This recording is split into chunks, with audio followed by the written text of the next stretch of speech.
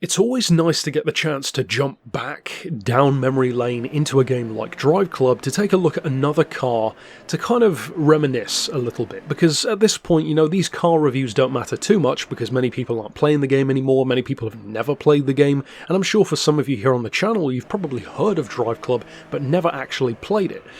It really did offer some pretty nice stuff. The graphics were great, the physics were pretty good to work with depending on the driving style you wanted.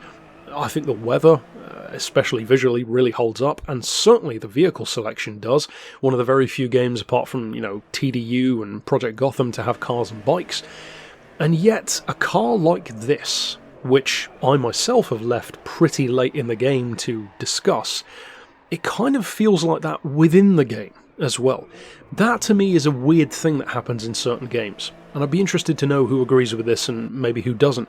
For me, there are certain cars which tick every box, but when you see them in a game, you might use it once or twice, but then just never really come back to it. And it's not that it's bad, it's almost like you want to just check out the new or different cars. In this game, for example, much like Project Gotham and Test Drive Unlimited, there are a number of exclusive cars, or at least they were at the time. The one that always stands out for me in this game was the Jaguar CX-75, which of course more recently was included in the Forza Horizon series.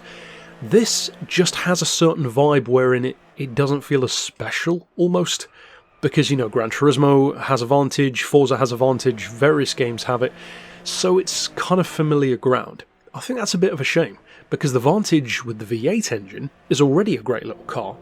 Then you put the V12 in, and you're basically undercutting their own DBS by making it so good, and this is the S version, so even quicker again.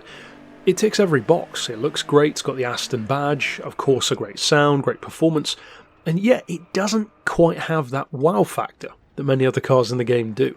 Aside from all of that though, it's not that it's a bad car. In fact, it's a pretty nice little car.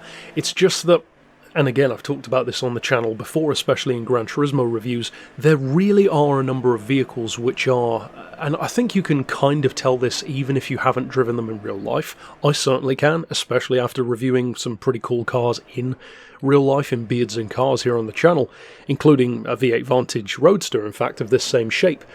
There are certain cars, especially in the supercar category, which are not made to be the fastest or the best in any particular way. They're just designed to give you that feeling.